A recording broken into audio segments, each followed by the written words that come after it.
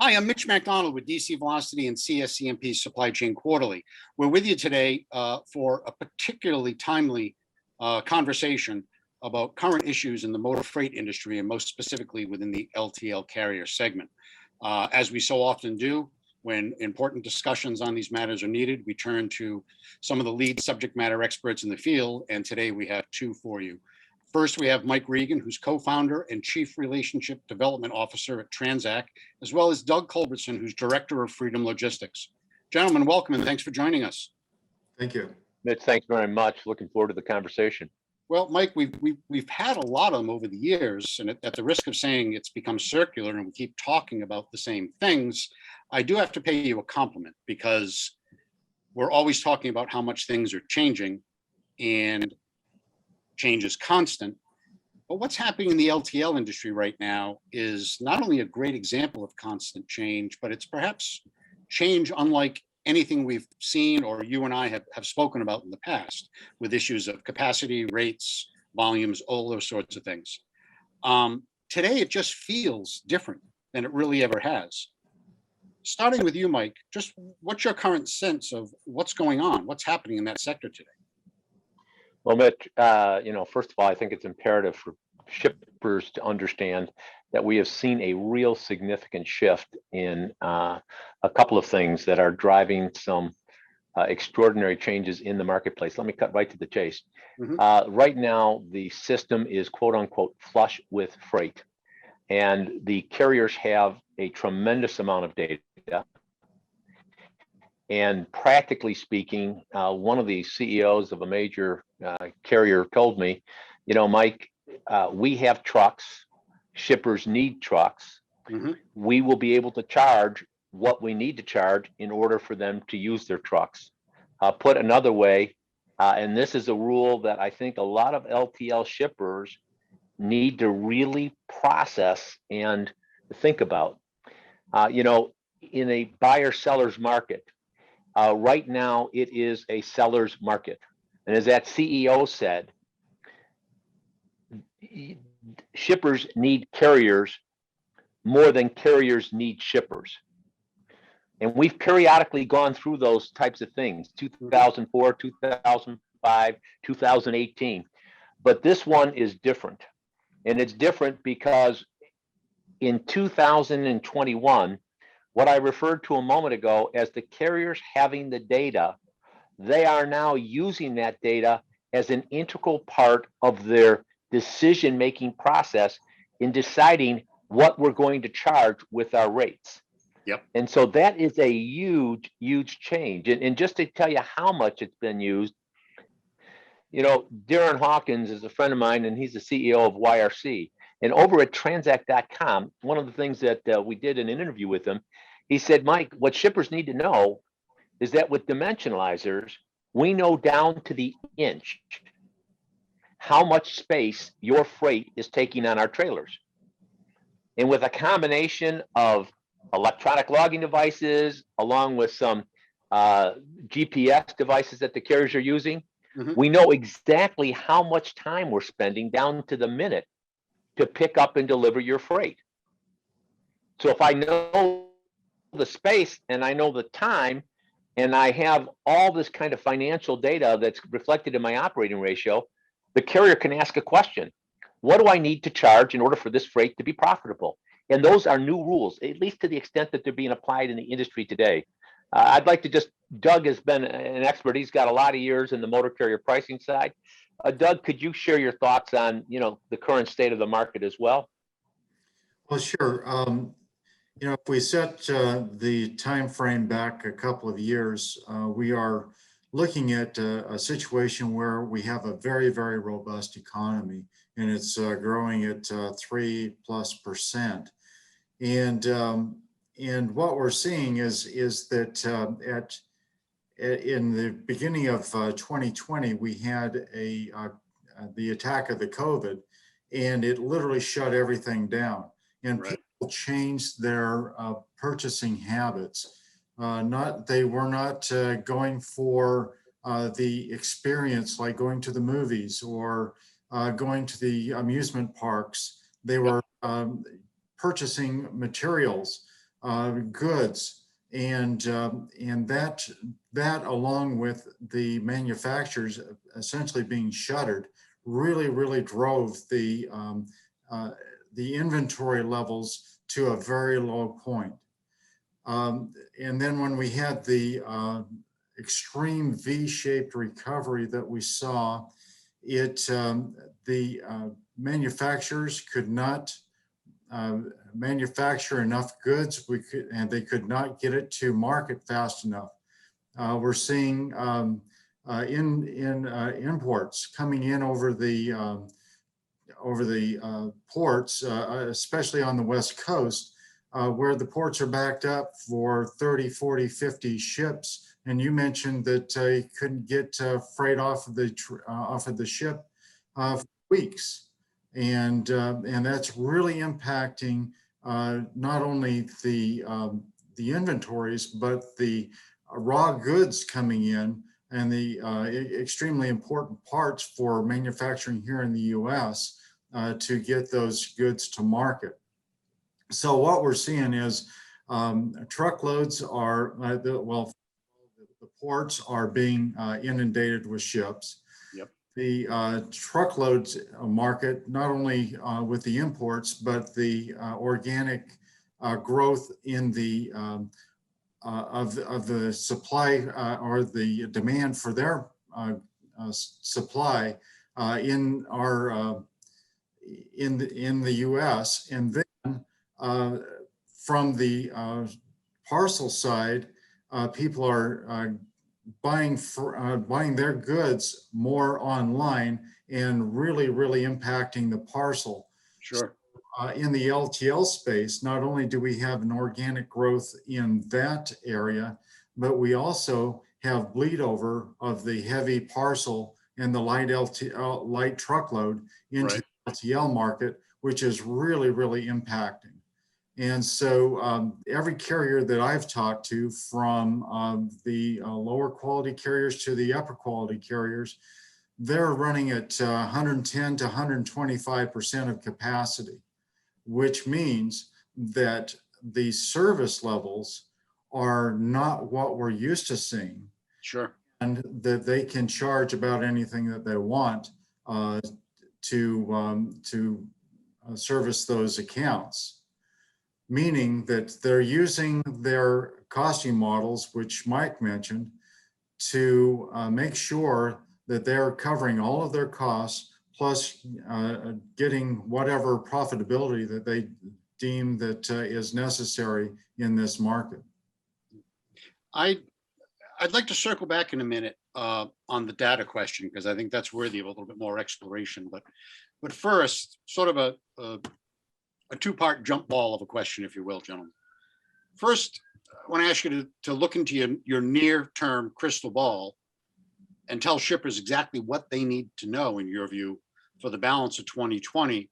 But sort of the add-on to that question, how much of the current circumstance is a result of emerging from a pandemic, as opposed to how much of it is deeply ingrained market conditions that were happening whether the pandemic occurred or not? Well, looking forward into 2021, Mitch, and taking a look at that, I think there are a couple things that shippers need to understand.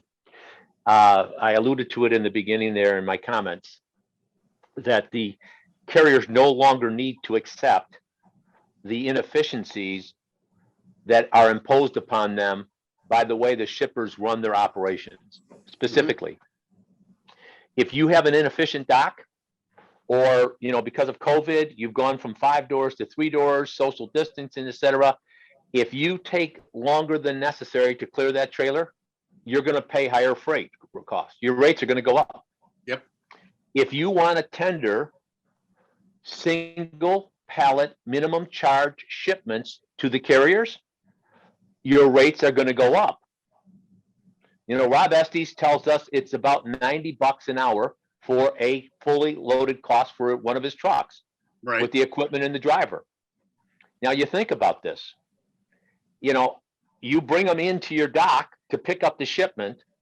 How long does it take? One shipment then gets applied in that operating ratio. versus perhaps giving them 5, 6, 7, 8 shipments to pick up at the same time and helping to defray that pickup cost.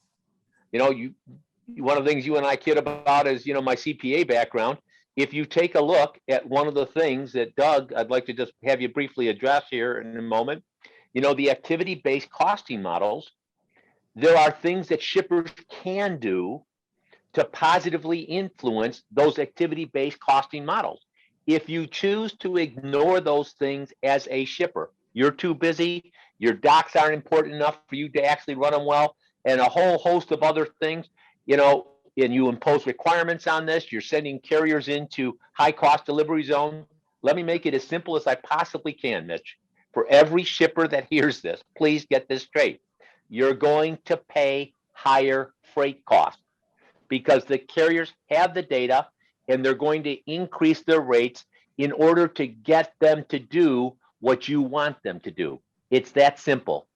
Doug, can you just briefly touch on the activity-based costing model initiatives that the carriers are using? Oh, sure.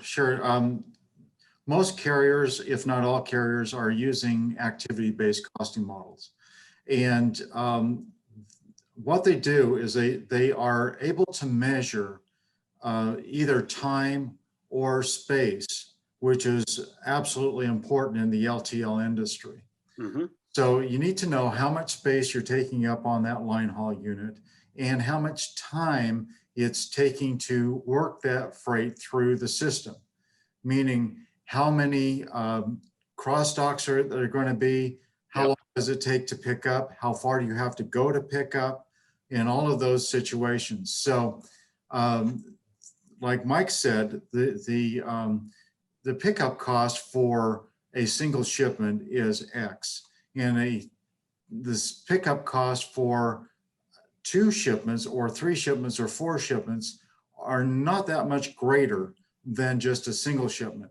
So literally you can just say, if I'm going to have $50 worth of cost for a single pickup, if I pick up 5 shipments, it's $10 per shipment that I'm going to have for a cost, which is extremely important because pickup costs are a huge part of the LTL total cost scenario.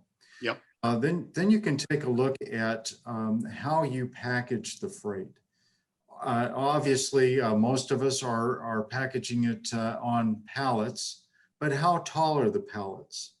If you're packaging your pallets to, let's say, 5 feet or 60 inches, then you're literally taking up the entire space of that truck all the way to the ceiling. Right. Is about 8 feet. It's actually larger than that, but that's about what you can get through a door, okay? So either package it in, let's say, 48 inches or 50 inches, or package it up to 96 inches. Yep. And that way you're utilizing the entire cube of the trailer. Most carriers have got E-bars or load tables that they can double stack without actually double stacking the freight. Right. Okay. Right. So that along with a very important thing is fill your boxes. Density is extremely important to the carrier, and given any commodity, if you leave space in a box, you're paying for that air that you're shipping. So you might as well fill it with goods that you're going to be paying anyway. You might as well get the utility out of your freight spend and get your product to market. So better to weigh out than to cube out, in other words. Well, it's better to weigh out than cube out, because rarely do you actually weigh out in an LTL environment. But the closer you can come, the better off you are. Mitch, if I could just mention one thing to you that, and I think it's an important question for 2021. We've heard from some shippers and say, well, why don't the carriers just add more capacity? And, Doug brought up a real good point. You have carriers that now are using freight embargoes. We're seeing them give up lanes and, to adjust the service level issues. Some very good carriers that have historically run at 97, 98% service levels. When they saw their service levels drop into the high 80s or low 90s, they've said, we're going to restrict our network so we can get the service levels back up. There have been those carriers that have chosen to do that. But one of the things that I really think is important for shippers to understand is that by and large, they really don't understand the LTL industry. In the LTL industry, the major constraint to capacity isn't trucks. I can add more trucks, but I can't add terminals in an expeditious manner. Mhm. So if my terminals are full, like I mentioned Rob again, and because he shared a lot of information, he's been trying to get a terminal built in Southern California now for several years. And because of the NIMBY, not in my backyard phenomena, the carriers find out that they can't just build these terminals. Okay, great, we're going to build another terminal. You're talking 2-3 years on a greenfield project. Yep. So it's not like the carriers can go and add a lot more capacity in the LTL sector unless they expand their terminal network. Right. I think that's really important to highlight. You've both touched on it a little bit, but there's a very specific question I'd like to get to on the issue of data. Aside from what we're talking about in motor freight and specifically LTL, we've been reading about, writing about, talking about this issue of big data, analytics, all of that for several years.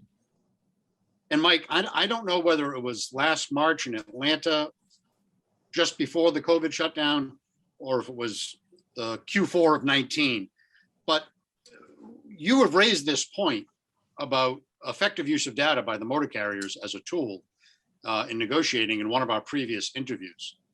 And my question is this simple. Have the carriers simply paid more attention or done a better job with their big data analytics than the shippers, which has resulted in them having an advantage in the marketplace? And if the answer is yes, Mike is nodding, but I won't take it as a yes yet.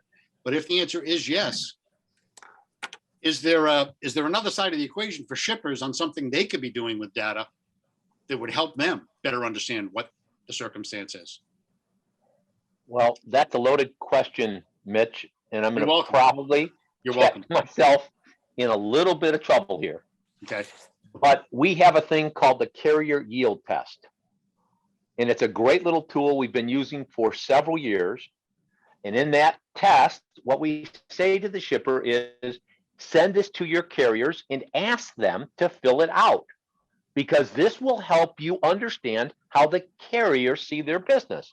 Yep. Now, we have people that are too busy, got many other priorities, and it's just not that important. So we say, okay, you don't want to use a carrier yield test, use a carrier scorecarding system. Do your carriers give you a scorecard that help you identify? I've talked to motor carriers and they say, and Doug's worked on the motor carrier side here, they have a red light, green light, green, yellow, red light system. So green light, these are shippers of choice. They are easy to work with. They treat their drivers well. Yellow is there's some things that are, problematic. Red are avoid these customers like the plague. Well, when you're desperate to get capacity, you'll talk to the red light customers. But when you have more capacity than you have, you're going to avoid those shippers. Now, where that gets me is that, yes, the carriers have used this data, as Doug did a great job of articulating. They know exactly how many times that freight gets touched moving through the network. They know what's going on at your customers' facilities. Okay. What's in most of the shippers that we talk to, I ask them, have you gone out to your customers' facilities and seen that? So a year and a half ago, I got a call from a friend of mine, Gary, and he said, Mike, I got a great story for you. And I said, what's that? He said, I got a call from a vice president of sales. One of our largest customers has an issue. He said they need a shipment in there. And I told them, I'm not going to find any of my core carriers to give you for that shipment. And he said, no, you've got to do this. This is one of our major customers. He said, no, you don't understand. I need those core carriers. That customer abuses the carriers. And so Derek Leathers or other, CEOs have told me they'll give up a shipper to protect a driver. And so he basically said, he told the vice president of sales, he said, you're on your own. Good luck. If you want me to go to the spot market, I'll try. But, what's happening is the carriers have that data. The shippers could get that data. But in order to get that data, they have to make it a priority. Yep. There's all sorts of things that we see with the freight data here that, we like to we walk a fine line, Mitch. And I'm passionate about this. Maybe you can tell. And I tell people we walk the fine line between being persistent versus being a pest. And sometimes, Mitch, we see things and we point that out and they're too busy. Be gone with you, Dave, that type of thing. But what happens is shippers now are taking a look at this. And I said before, if you don't change some of these things, brace yourself, because it's going to cost you a lot more to move freight, and you're going to have a harder time finding carriers, good, reputable carriers that can do what they want to do. Doug, did I miss anything there?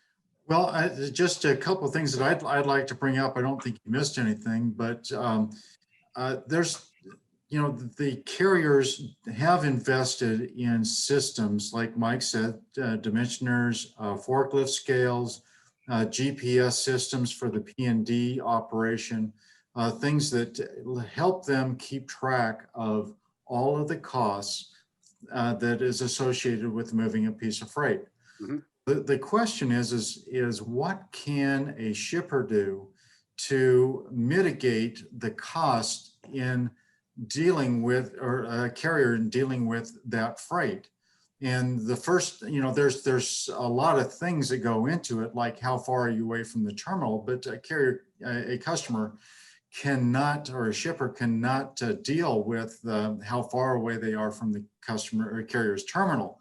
Yep. But what they can do is make sure that when they call the carrier, they give the carrier a substantial amount of freight. Okay, that's one thing. Another thing that they can do is make sure that they are maximizing the amount of space, or minimizing the amount of space that they're taking on the carrier's equipment by packaging tight, packaging it at the right height.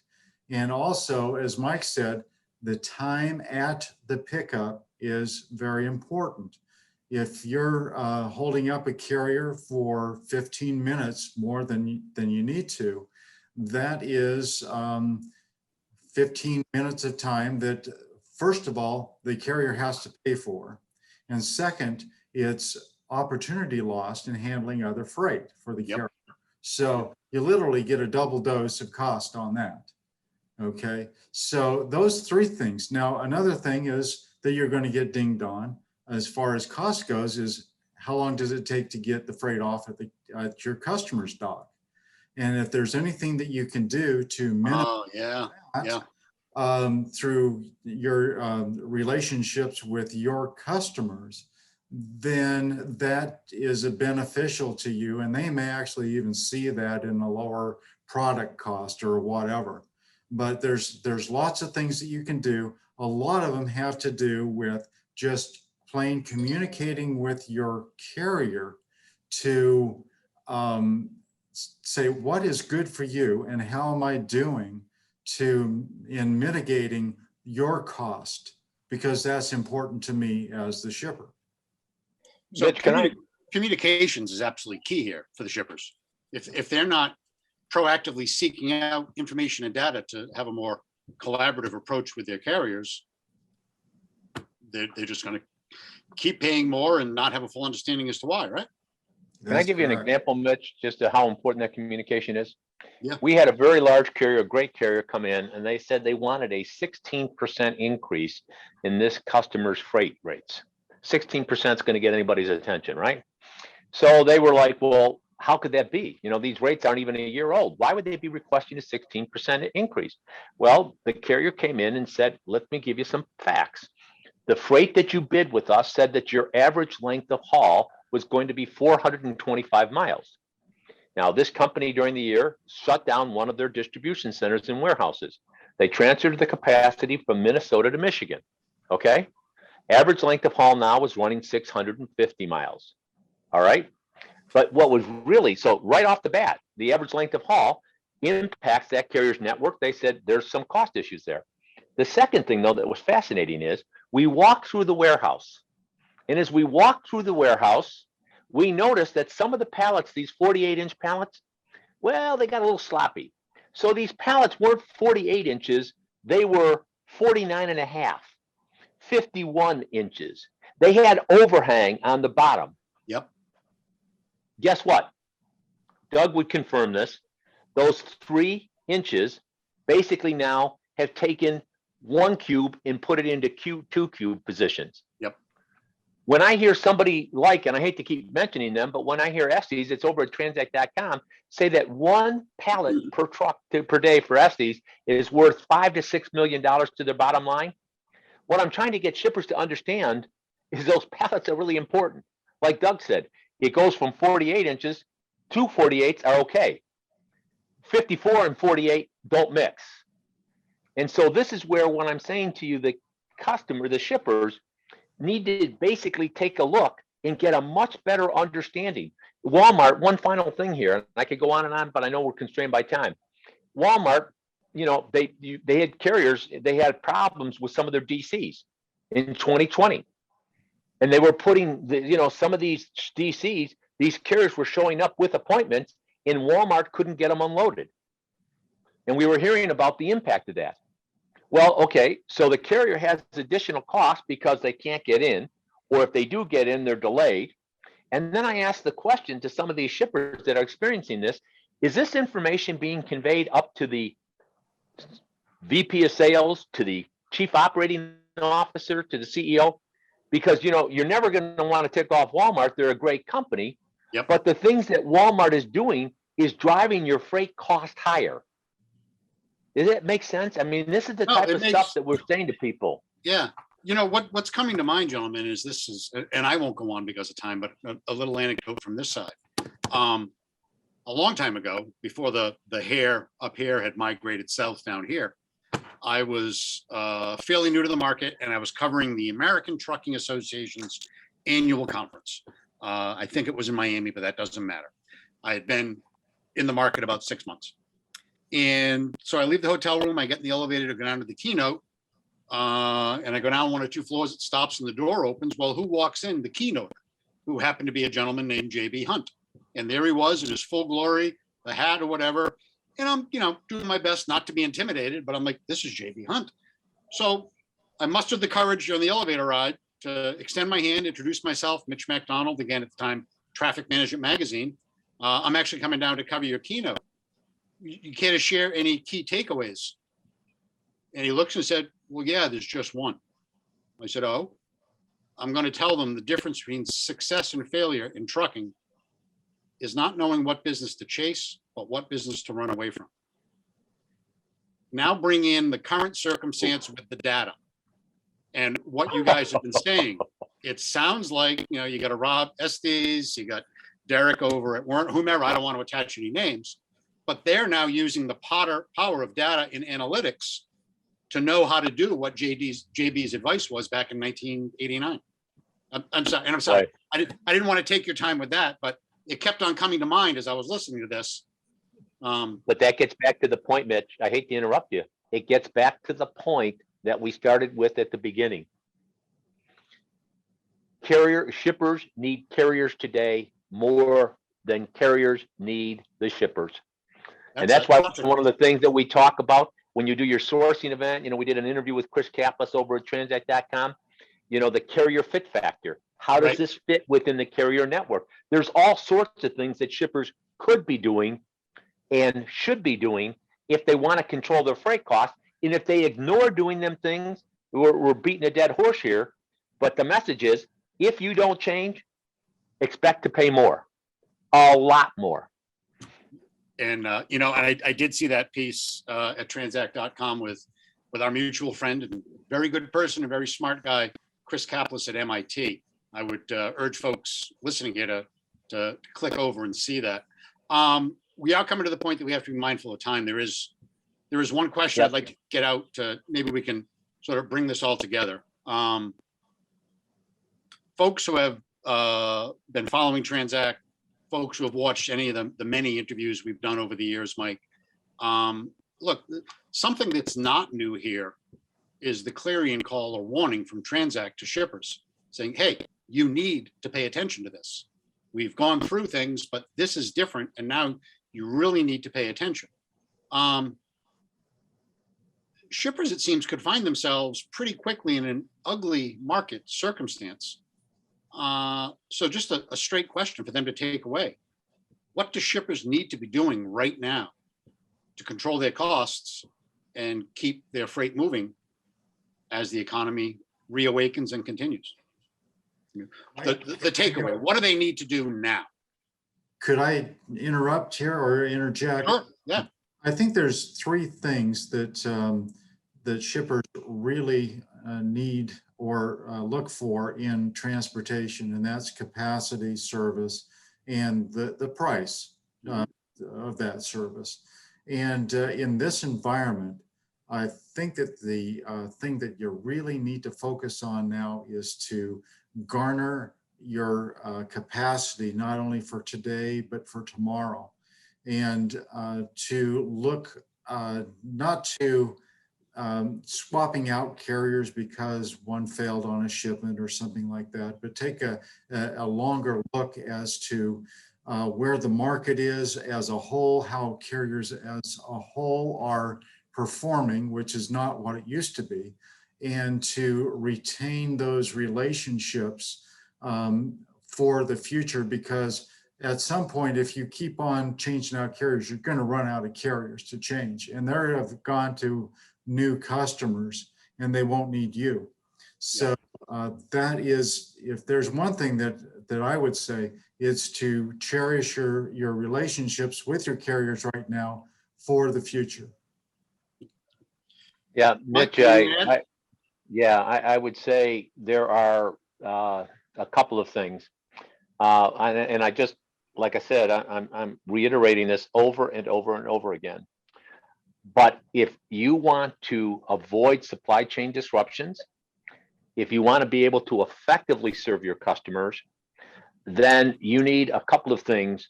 First of all, you need to look into the future and see what is likely to occur with the carriers. The message that we're delivering to some customers, they don't like this. But you will have carriers that are basically saying, we're no longer going to continue to run our truck 5 days a week into these areas. We're going to go like milk trucks. We're going to have our truck in the area on Tuesday and Friday, or Monday and Thursday. We know those things are coming. Okay, we know they're coming. The second thing is that you need to understand that this is going to have an impact on your sales capability. And so you need to be having a dialogue with your customers about your capabilities to get the products to them when they need to be. The third thing that we're taking a look at, is on the inbound side. Some friends of mine have articulated, have we carried the lean operating principles too far? The answer to that question is, look at the automotive industry in the issue with semiconductor chips. You have $5 chips that they can't get, holding up the production of $50,000 automobiles. And so one of the things that we just want to share with people as we wrap up, examples being, there are three things that customers could do today, shippers could do. 90% of shippers could do three things that would immediately reduce their transportation costs by 10%, whatever their existing rates are, and that's impacting how they consume the freight. So that they, for example, if I do certain things with my customers, instead of having one shipment a day going out, I have 3 pallets going out to the customer a week, and the customer gets to pick it. The inbound is ripe with all sorts of opportunities. Do I consolidate some of my inbound moves in major geographic areas? But the most important thing as well, am I using the right carriers? As I mentioned to you, one of the customers, when I was on the TPM panel, CFI, they have $6.6 billion worth of bids in 2020. And, they can pick and choose which ones they want. And the ones they're choosing are the ones that fit within their network. So, these are the types of things that shippers could be doing, should be doing, and it'll help get them through this, because the balance of 2021, expect LTL capacity to be tight for the remainder of the year and the carriers to be very aggressive. And that's what Doug was saying. If you build strong, collaborative, working relationships with the carriers, there are things that you can do to have a mutual win-win scenario. Sorry for the little sermon there, but I do feel passionately about that, Mitch. No, and just to close, and Doug, you may be curious about this as well. I can attest that there is zero diminution in Mike Regan's passion when you go from in-person to Zoom. It's still there. So, Gentlemen, I thank you for a really intriguing conversation. One of the things I think we all love about this business is it never gets boring. And I think we can see very clearly 2021 will not be a boring year. So look forward to picking up this conversation as we get further in the year, and we can share some good things with the shippers out there on what they need to be doing. Thanks again for the time. Thanks, Thanks Mitch. very